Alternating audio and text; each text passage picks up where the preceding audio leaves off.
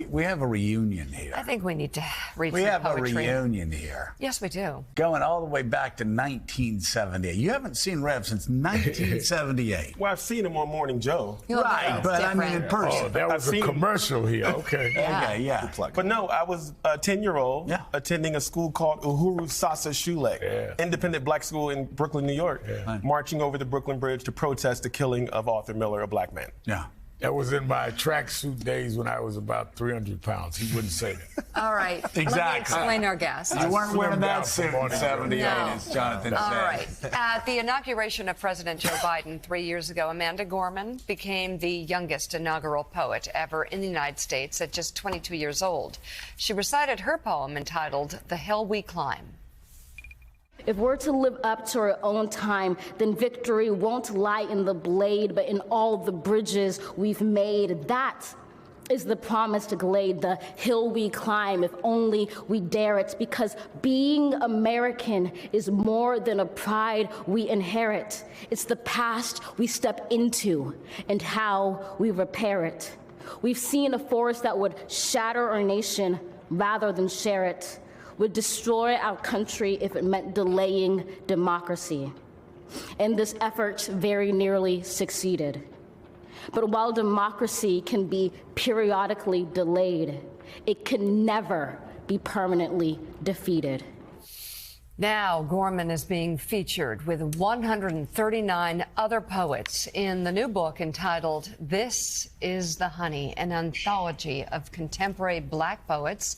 And joining us now, the book's editor, Emmy Award-winning producer, and New York Times bestselling author, Kwame Alexander. Kwame, thanks so much for being here. You know, what is so wonderful about this, we talk about two truths, being able to be held at the same time.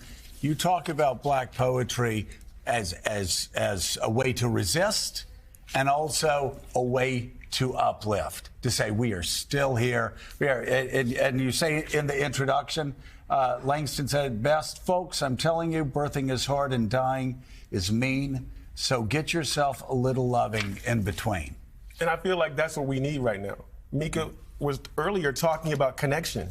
We want to be able to connect with ourselves, with each other as a community, to come together in unity. What better way to do that than through the words on a page, than through poetry that inspires, that uplifts, that ultimately makes us feel good and makes us feel grounded, like I felt on that Brooklyn Bridge when you all started singing. We're fired up. We can't take no more. Words are powerful. And what was your inspiration to bring all of this together? When the world is not so beautiful, y'all. You know, when there's chaos, when there's uncertainty, when there's war, when there's banned books, when there's all these things that are making us feel uncomfortable at best, and just these feelings of tragedy at worst, we need a solve. We need a balm. In Jeremiah, the book of Jeremiah, they talk about the balm of Gilead. Right. We need to have something that offers us some healing that saves us. And I posit that poetry in its rhythm, in its conciseness, in its figurative language, in its beauty can do that. I want to There's hear a you balm in do Gilead. one. There's a balm in Gilead. There is. Let me ask you this. Yes. It's very important what you're saying. Black poets are not just for blacks. Talk about how this can bring the country together across racial and gender lines, because this is not a book for blacks about their poetry. It's for everybody coming from a black experience. Look, you know, this book is not the caged bird. This is the bird being freed. This book is not us being felled by the storm. This book is the rainbow. We all, Joe, laugh, hope, dream, smile, have crushes, dance, right? Live, love.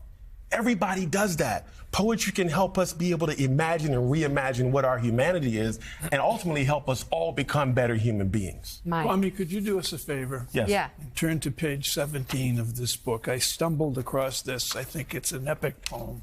Black Boys by Tony Medina. Could you read just a couple of paragraphs from that poem? This is it, Mike. This is about what I call matter-of-fact black. Yeah. Black boys scrape their knees. They bleed. Black boys cry and scream. They tackle life like air gliding on wind, basking in a breeze. Black boys sit beneath trees, inhale fresh-cut grass, and dream. Black boys play with building blocks. are fascinated by clocks, cradle skateboards under their arms. Black boys love basketball and books, Joe.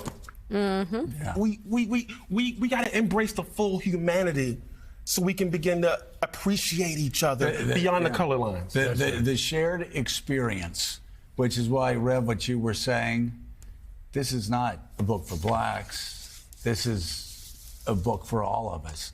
Because through this poetry, you see the shared experience. Do you have a favorite? Yes, it's the first one. My favorite poem I know Mika's asked you this already. My first one is the favorite. It's Nikki Giovanni. Nikki Giovanni is my literary Quilting mother. the Black Eyed It's called Quilting the Black Eyed Pea. I don't know. Put your favorite first, like with Baptist, but Holy, Holy, Holy is him #1. It's a little long. It is. I'm happy to read. Well, read your favorite part. I'm happy to read my favorite part. Yeah. Can I you got do that something in this? better. Okay, if you don't mind. Oh, Yeah. Here I am taking over the show. It's my first time. It's yours, my friend. It's an honor to be on the show. I watch this every morning. It's an honor to have you here. To echo the poem you read from Langston Hughes, to show that we're writing in the tradition. These are Pulitzer poets. These are emerging poets. We got them all. This is a poem that's in that tradition by one of my peers named Willie Perdomo. And it's called That's My Heart Right There. Oh, it's on page 53 if you want to turn to your text. Yep. I would imagine. Bible stuff. That's my heart right there. You can tell he's got some church Mika. background. We used to say. I would imagine this is the kind of poem Joe might have read to you. Yeah. Okay, let's hear this. Yeah. We used to say, that's my heart right there. As if to say, don't mess with her right there. As if, don't even play, that's a part of me right there. In other words, okay, that's the start of me right there. As if, come that day, that's the end of me right there. As if, push come to shove, I would fend for her right there. As if, come what may, I would die for her right there. Yeah, so I just feel like that's beautiful. Oh, my everybody God. can relate to that, right? It's absolutely beautiful. This is amazing. This is the honey. All right, an anthology of contemporary black poets, editor and New York Times bestselling author Kwame Alexander. Thank you so much for coming on this. Come back. Come back. We need more poets. I know. I feel really that's uplifted. And thank you all for your inspiration, especially you. Thank you. Appreciate of course, you. the Rev. So That does it do you for us like this Rev morning. better in the tracksuits or in the tailored suits? Hey, it's all evolving. It's evolution. It all looks good. Exactly. We Thank all you all evolve, very thank much. God. Anna